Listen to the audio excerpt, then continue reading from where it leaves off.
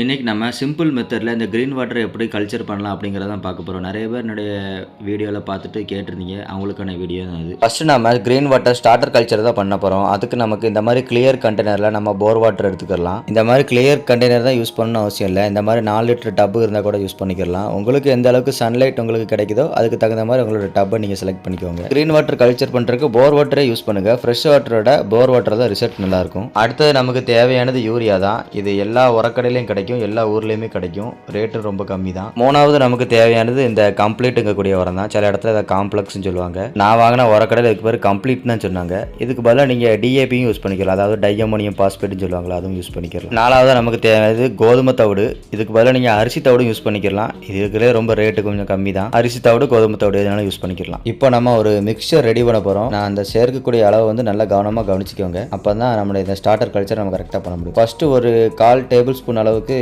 யூரியாவை add பண்ணி நல்லா mix பண்ணிக்கலாம் வாட்டர். ரெண்டாவது நம்ம அந்த கம்ப்ளீட்டுங்கக்கூடியதை ஒரு 1/4 டேபிள் ஸ்பூன் எடுத்து தண்ணியில் மிக்ஸ் பண்ணி. மூணாவது நம்ம பண்ணுறது என்னென்னா ஒரு ஃபைன் நெட்டை எடுத்துக்கிறணும். ஒரு ஃபைன் நெட்டை எடுத்துகிட்டு இந்த கண்டெய்னருக்குள்ளே நல்லா வச்சுக்கிட்டு அதுக்கு உள்ளக்க வந்து நம்ம ஒரு டேபிள் ஸ்பூன் அளவுக்கு அந்த கோதுமை தவிடு எடுத்து உள்ளே தட்டிட்டு நம்ம நல்லா மிக்ஸ் பண்ணி எடுத்துக்கலாம். ஏன் அப்படி பண்ணுறேன்னா, நமக்கு இந்த கோதுமை தவிரோட ஜூஸ் மட்டும்தான் உள்ளே இறங்கணும். இந்த லார்ஜ் பார்ட்டிகல்ஸ் நம்ம தண்ணியில் மிக்ஸ் ஆகிட்டுனா நம்ம க்ரீன் வாட்டர் கல்ச்சரே மொத்தமாக கிராஷ் ஆகி கெட்டு போய் ஸ்மெல் எடுக்க ஆரம்பிச்சிடும். அதனால தான் இந்த மாதிரி ஃபில்டர் பண்ணி நம்ம எடுக்கிறோம். இப்போ நமக்கு இந்த சொல்யூஷன் நல்லா ரெடி ஆகிட்டு நம்ம இதை அடுத்து என்ன பண்ணோம்னா, இந்த சொல்யூஷனை அப்படியே எடுத்து கொண்டு போய் ஒரு நல்லா டீப்பான சன்லைட், டைரக்ட் சன்லைட் அடிக்கக்கூடிய ஒரு இடத்துல கொண்டு வைக்கணும். இதுதான் ரொம்பவே இம்பார்ட்டண்ட்டு. குறைஞ்சது ஒரு 4 to 5 ஹவர்ஸாவது டைரக்ட் சன்லைட் அடிக்கணும். இப்போ நான் செலக்ட் பண்ணியிருக்க இடத்த பாருங்கள் எப்படி சன்லைட் அடிக்குன்னு. பயங்கரமாக அடிக்கி, கிட்டத்தட்ட ஒரு 4 மணி இருக்கும். ஒரு டைரக்ட் சன்லைட் வசம் அடிக்கி. இப்போ ஏன் நான் அந்த டிரான்ஸ்பரண்ட் கண்டெய்னர் யூஸ் பண்ணியிருக்கீங்கன்னு தெரியும். டாப்பில் சன்லைட் அடித்தால் நமக்கு அப்சர்வ் ஆகும், சைடு சன்லைட் அடித்தால் நமக்கு அப்சர்வ் ஆகும். அதுக்காக தான் நான் இந்த டிரான்ஸ்பரண்ட் கண்டெய்னர் யூஸ் பண்ணியிருக்கேன். ஏன்னா நம்ம மொட்டை மாடி ஃபுல்லாகவே ஷெட்டு போட்டனால டைரெக்டாக டாப்லேருந்து சன்லைட் வர்றது கம்மியாக இருக்கும். அதனால் இந்த மாதிரி நான் டிரான்ஸ்பரண்ட்டான கண்டெய்னரை யூஸ் பண்ணியிருக்கேன். உங்களோட மொட்டை மாடிக்கும் நீங்கள் சன்லைட் அடிக்கிற இடம் எப்படி இருக்கோ அதுக்கு தகுந்த மாதிரி நீங்கள் வந்து கண்டெய்னரை சூஸ் பண்ணிக்கலாம். இப்போ நம்ம ப்ளேஸ் பண்ணியாச்சு. நம்ம குறைஞ்சது ஒரு 3 நாள் வெயிட் பண்ணணும். இப்போ நம்ம 3 நாள் கழித்து பார்த்திங்கன்னா தெரியும், நம்மளுடைய க்ரீன் வாட்டர் கல்ச்சர் வந்து லைட் க்ரீன் கலரில் வந்துருச்சு. இதான் ஃபஸ்ட் ஸ்டேஜ். நம்ம ஏரேட்டர் போட்டுக்கலாம். அப்படி ஏரேட்டர் இல்லைன்னா இந்த மாதிரி நீங்கள் பார்க்குற நேரம்லாம் ஒரு குச்சை வச்சு நல்லா மிக்ஸ் பண்ணி விட்டுக்கலாம். கரெக்டாக நம்ம க்ரீன் வாட்டர் கல்ச்சரை ஸ்டார்ட் பண்ணி 7 நாள் ஆகுது. இந்த ரைட் சைட் ஃபஸ்ட்டில் இருக்கிறத நம்ம ஸ்டார்ட் பண்ண ஸ்டார்டர் கல்ச்சரு. இந்த பக்கத்தில் உள்ள மாதிரி இன்னும் டார்க் கலர் ஆகணும்னா இன்னும் கரெக்டாக 4 days ஆகணும். அப்போ தான் டார்க் கலர் ஆகும். ஒன் டைம் நமக்கு ஸ்டார்டர் கல்ச்சர் ரெடி ஆகிட்டுனா அதை எப்படி நம்ம ரீகல்ச்சர் பண்ணலாம் அப்படிங்கிறத ஃபஸ்ட்டு 2 கண்டெய்னர் உள்ள க்ரீன் வாட்டரை வச்சு நான் உங்களுக்கு சொல்லி தரேன். நான் எதுக்கு இத்தனை கண்டெய்னரில் க்ரீன் வாட்டர் கல்ச்சர் பண்ணேன்னா, அந்த சைக்கிளை அப்படியே ரிப்பீட் பண்ணிக்கிட்டே இருக்கிறது தான். அப்போ தான் நமக்கு டெய்லி வந்து 2 கண்டெய்னரில் க்ரீன் வாட்டர் கிடச்சிக்கிட்டே இருக்கும். இப்போ நம்ம க்ரீன் வாட்டரை ரீகல்ச்சர் பண்ணுறது எப்படின்னு பார்க்கலாம். இந்த மாதிரி ஒரு 10 லிட்டர் பக்கெட் எடுத்துக்கோங்க. அதில் வந்து இந்த மாதிரி ஒரு ஃபைன் நெட்டை வச்சுட்டு நம்ம எதை கலெக்ட் பண்ண போகிறோமோ அந்த கண்டெய்னரில் க்ரீன் வாட்டரை நல்லா ஃபில்ட்ரு பண்ணி இந்த வாளியில் கலெக்ட் பண்ணிக்கோங்க. இப்போ நம்ம 2 கண்டெய்னரில் உள்ள க்ரீன் வாட்டரையும் நல்லா ஃபில்ட்ரு பண்ணி எடுத்ததுக்கப்புறம் அதில் எந்த அளவுக்கு வேஸ்டேஜ் வருதுன்னு பாருங்கள். இதை நம்ம கண்டிப்பாக ரிமூவ் பண்ணி ஆகணும், இல்லைனா கல்ச்சர் கிராஷ் ஆக வாய்ப்பு இருக்குது. இப்போ நமக்கு ஃபில்ட்ரு பண்ண க்ரீன் வாட்டர் ரெடி ஆகிட்டு நம்ம அந்த கண்டெய்னர் 2 நல்லா சுத்தமாக வாஷ் பண்ணிவிட்டு நம்ம அந்த பழைய இடத்துல கொண்டு வச்சிடலாம். இப்போ இதில் தான் நம்ம ரீகல்ச்சர் பண்ண போகிறோம் க்ரீன் வாட்டர். ஃபஸ்ட்டு நம்ம ஸ்டார்டர் கல்ச்சர் தேவை ரீகல்ச்சர் பண்ணுறதுக்காக. அதுக்காண்டி ஒரு சின்ன கப்பில், அதாவது 4 லிட்டர் க்ரீன் வாட்டர் நம்ம கல்ச்சர் பண்ணுறதுக்கு 250 ml, அதாவது 1/4 லிட்டர் நமக்கு வந்து ஸ்டார்டர் கல்ச்சர் தேவை. அந்த 1/4 லிட்டர் ஸ்டார்டர் கல்ச்சரை இப்போ நான் ஊற்றிக்கிறேன் ஒவ்வொரு கண்டெய்னர்லேயும். இது நல்லா ஞாபகம் வச்சுக்கோங்க. இந்த அளவு ரொம்ப முக்கியம். இதை கூடவோ குறைச்சிடவோ கூடவே கூடாது. 4 லிட்டர் க்ரீன் வாட்டருக்கு 1/4 லிட்டர், அதாவது 250 ml ஸ்டார்டர் கல்ச்சர் வேணும். அதாவது நல்லா டார்க் க்ரீனான ஸ்டார்டர் கல்ச்சர் வேணும். இது ரொம்பவே முக்கியம். இதை நல்லா நோட் பண்ணிக்கோங்க. அதுக்கடுத்தது நம்ம யூரியா ஆட் பண்ண போகிறோம். அது அதே மாதிரி தான், இந்த அளவும் ரொம்பவே முக்கியம். அதாவது 4 லிட்டர் க்ரீன் வாட்டருக்கு 1/4 டேபிள் ஸ்பூன் யூரியா. அப்போ நமக்கு 2 கண்டெய்னரில் சேர்த்து 8 லிட்டர் ஆகிட்டு, அப்போ 8 லிட்டருக்கு 1/2 டேபிள் ஸ்பூன். அந்த 1/2 டேபிள் ஸ்பூன் யூரியாவை எடுத்து நம்ம 2 கண்டெய்னர்லையும் ஷேர் பண்ணி போட்டு விட்டுடலாம். அவ்வளோதான். அதுக்கடுத்து நம்ம ஆட் பண்ண போகிறது இந்த காம்ப்ளெக்ஸுங்கிறது. இந்த உரமும் அதே அளவு தான், 4 லிட்டருக்கு 1/4 டேபிள் ஸ்பூன். அதே மாதிரி எடுத்து நம்ம 1/2 டேபிள் ஸ்பூன் எடுத்துகிட்டு 2 கண்டெய்னர்லையும் போட்டு விட்டுடலாம். அவ்வளோதான்.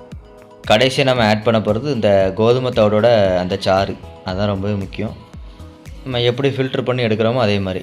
இதோட அளவு என்னென்னா, இந்த 8 லிட்டருக்கும் சேர்த்து வந்து கரெக்டாக 3 ஸ்பூன், 3 டேபிள் ஸ்பூன் அளவுக்கு இந்த கோதுமை தவிடு 8 லிட்டருக்கு. நீங்கள் 10 லிட்டர்னு கூட வச்சுக்கலாம். இந்த 8 லிட்டர்லேருந்து 10 லிட்டர் க்ரீன் வாட்டருக்கு 3 டேபிள் ஸ்பூன் அளவுக்கு இந்த கோதுமை தவிடு நம்ம யூஸ் பண்ணணும். நான் அந்த கோதுமை தவிடு எடுத்துக்கிட்டு தண்ணியில் நல்லா மிக்ஸ் பண்ணிக்கிடலாம். தண்ணியில் நல்லா மிக்ஸ் பண்ணி எடுத்துகிட்டு அதே மாதிரியே ஃபைன் ஃபில்ட்ரு பண்ணி அந்த சொல்யூஷனை மட்டும் எடுத்துக்கலாம். நம்ம ரெடி பண்ணியிருக்கிற சொல்யூஷனை அப்படியே அந்த 2 கண்டெய்னர்லேயும் நம்ம ஆட் பண்ணிக்கிடலாம். ஏன்னா 2 கண்டெய்னர்லேயும் டோட்டலாக வந்து 8 லிட்டர்லேருந்து 10 லிட்டர் கெப்பாசிட்டி, ஒவ்வொன்றும் 4லேருந்து 5 லிட்டர் கெப்பாசிட்டி. நம்ம ரெடி பண்ணியிருக்கிற சொல்யூஷனும் அதுக்கு தகுந்த மாதிரி ரெடி பண்ணியிருக்கோம். அதனால் சரிசமமாக 2 கண்டெய்னர்லேயும் நம்ம ஊற்றி விட்டலாம். இப்போ நம்ம என்னென்ன ஆட் பண்ணியிருக்கோன்னா, யூரியா காம்ப்ளெக்ஸ், அதுக்கப்புறம் நம்மளுடைய கோதுமை தவிடு 3யுமே ஆட் பண்ணியாச்சு. கடைசியாக இந்த கண்டெய்னர் ஃபுல்லாகிற அளவுக்கு ஃபுல்லாக போர் வாட்டர் ஆட் பண்ணிக்கிறோம். இதுதான் ஃபைனல் ஸ்டெப்பு. போர் வாட்டர் தான் அந்த க்ரீன் வாட்டர் கல்ச்சருக்கு பெஸ்ட்டு ரிசல்ட்டை கொடுக்கு. நம்ம ஃப்ரெஷ் வாட்டரை விட போர் வாட்டர் தான் நல்ல ரிசல்ட் கொடுக்கு. ஏன்னா அந்த போர் வாட்டரில் கால்சியம் மெக்னீஷியம் சால்ட்டு வந்து கொஞ்சம் அதிகமாக இருக்கிறனால நல்லா டார்க் க்ரீன் கலர் வருது. நீங்கள் பக்கத்து கண்டெய்னரை பார்த்தீங்கன்னாலே தெரியும் எந்த அளவுக்கு டார்க்காக இருக்குன்னு. இப்போ அந்த லைட்டாக இருக்கிற கண்டெய்னரு இன்னும் கரெக்டாக 4 நாள் கழித்து இந்த மாதிரி டார்க்காக மாறிடும். கடைசியாக நம்ம இந்த கல்ச்சருக்கு வந்து இந்த ஏரேட்டரை போட்டு விட்டுறலாம். இது நம்ம டெய்லி வந்து மிக்ஸ் பண்ணிகிட்டே இருக்க முடியாது அப்படிங்கிறனால இந்த ஏரேட்டர் போட்டுடுறது பெஸ்ட்டு. அது போக இது கொஞ்சம் வெளியே உள்ள ஏரை வந்து தண்ணிக்குள்ளே கொடுக்குறனால நல்லா க்ரீன் வாட்டருக்கு கார்பன் டை ஆக்சைடு கிடைக்கும். அதனால் இன்னும் கொஞ்சம் டார்க் ஆகிறதுக்கு, க்ரீன் வாட்டர் இன்னும் கொஞ்சம் டார்க் ஆகிறதுக்கு நமக்கு வந்து யூஸ் ஆகும். நம்ம இப்போ ஃபில்ட்ரு பண்ணி எடுத்த க்ரீன் வாட்டரை வந்து நம்ம மொய்னா கல்ச்சருக்கு ஆட் பண்ணுறோம். இதை எப்படி நான் கல்ச்சர் பண்ணியிருக்கேன்னா, இந்த கண்டெய்னர், இது 30 லிட்டர் கண்டெய்னர் வந்து பாதி அளவுக்கு போர் வாட்டர் ஆட் பண்ணிவிட்டு, அதுக்கப்புறம் டெய்லி நமக்கு கிடைக்கல green water, dark colour green water, அதை வந்து கொஞ்சம் கொஞ்சமாக நான் வந்து ஃபீட் பண்ணிக்கிட்டே வருவேன். இது கிட்டத்தட்ட நம்ம வந்து ஈஸ்ட்டை வச்சு நம்ம மொய்னா கல்ச்சர் பண்ணுற மாதிரி தான். ஈஸ்ட்டுக்கு பதிலாக நம்ம வந்து இந்த மாதிரி க்ரீன் வாட்டர் ஆட் பண்ணுறோம், அவ்வளோதான் வித்தியாசம். இதில் வந்து ரிசல்ட் நல்லாயிருக்கு. இது போக இன்னொரு மெத்தட் இருக்குது. அது எப்படின்னா, அந்த வாட்டர் மிக்ஸ் பண்ணாமல் தனி க்ரீன் வாட்டரில் மொய்னாவை கல்ச்சர் பண்ணிவிட்டு டெய்லி ஒரு டப்பை ஃபுல்லாக நம்ம கலெக்ட் பண்ணி எடுத்துகிட்டு ரீஸ்டார்ட் பண்ணுற மாதிரி இருக்கும். அது ஒரு மெத்தடு. ஆனால் அந்த மெத்தடோட இந்த மெத்தடு ரிசல்ட்டு கொஞ்சம் நல்லா கிடைக்கி ரொம்ப நாளாக நமக்கு வந்து இந்த கல்ச்சர் வந்து ரொம்ப நாளைக்கு வரும். நான் இப்போ இந்த டைப்பில் வந்து எப்படி நான் வந்து கல்ச்சரை மெயின்டைன் பண்ணுறேன்னா, 2 வீக்ஸ்க்கு ஒன் டைம் வாட்டரை மட்டும் ட்ரெயின் பண்ணுவேன். கீழே உள்ள வேஸ்டேஜை எடுத்துகிட்டு ஓஸை வச்சு வாட்டர் மட்டும் அப்படியே அந்த வேஸ்டேஜ் எடுக்கும்போது வாட்டர் ட்ரெயின் ஆயிரும். அதுக்கப்புறம் நம்ம டெய்லி வந்து க்ரீன் வாட்டர் ஊற்றும் போது வாட்டர் டாப்அப் ஆகிக்கிறோம். இதைத்தான் நான் பண்ணிக்கிட்டே இருக்கேன்.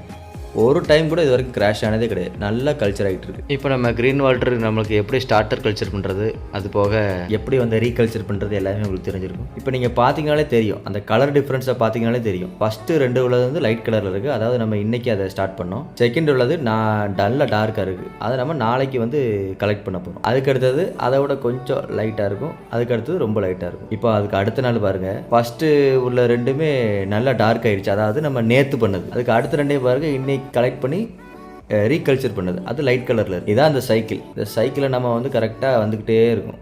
அதனால் டெய்லி நமக்கு க்ரீன் வாட்டர் கிடச்சிக்கிட்டே இருக்கும். அதனால தான் நான் இத்தனை கண்டெய்னரில் க்ரீன் வாட்டர் கல்ச்சர் பண்ணுறேன். இப்போ நம்ம க்ரீன் வாட்டர் யூஸ் பண்ணி மொய்னா கல்ச்சர் பண்ண டாப்பில் பார்த்தீங்கன்னா மாட்ரேட்டாக சன்லைட் அடிச்சுக்கிட்டே இந்த மாதிரி சன்லைட் நம்ம பட்டோன்னா இதில் வந்து நல்ல மொய்னா கல்ச்சர் ஆகும். மாட்ரேட்டான சன்லைட், டேரெக்ட் சன்லைட் அடித்தா கிராஷ் ஆகிடும். மாட்ரேட்டான சன்லைட் அடிக்கணும், அதாவது பாதி அளவுக்கு சன்லைட் அடிக்கணும். அப்படி அடித்தோன்னா இந்த கல்ச்சர் ரொம்ப சூப்பராக இருக்கும்.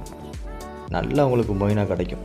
சேம் மெத்தடில் தான் கிட்டத்தட்ட ஒரு 1.5 மாதமாக மொய்னா கல்ச்சர் பண்ணிகிட்ருக்கேன். டெய்லியும் ஃபிஷ்ஷஸ்க்கு எடுத்து ஃபீட் பண்ணிகிட்ருக்கேன். இது வரைக்கும் எந்த விதமான கிராஷுமே ஆகலை. அது பாட்டு கல்ச்சர் ஆகி நமக்கு டெய்லி கிடச்சிக்கிட்டே இருக்குது. 2 வீக்ஸ்க்கு ஒன் டைம் மட்டும் ஒரு 30% வாட்டர் ட்ரைனிங் மட்டும் பண்ணுறேன். நம்ம வாட்டர் டாப்அப் பண்ணுறது கிடையாது.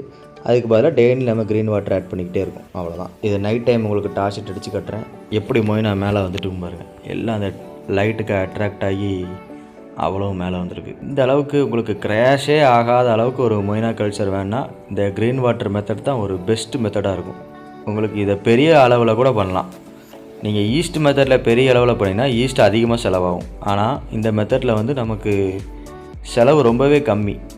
வெறும் கோதுமை தவிடு, யூரியா, அப்புறம் அந்த காம்ப்ளெக்ஸுங்கிறத வச்சு நம்ம பண்ண போகிறோம். அது ரொம்ப இந்த உரங்களும் ரொம்ப ரேட்டு கம்மி தான். நம்ம பண்ணக்கூடிய ப்ரொசீஜரும் ரொம்ப ரேட்டு கம்மி. அந்த அளவுக்குள்ள மட்டும் ரொம்ப கரெக்டாக பார்த்துக்கிறோம், அவ்வளோதான். அந்த அளவு மட்டும் ரொம்ப கரெக்டாக பார்த்துட்டு நம்ம பண்ணாலே போதும்.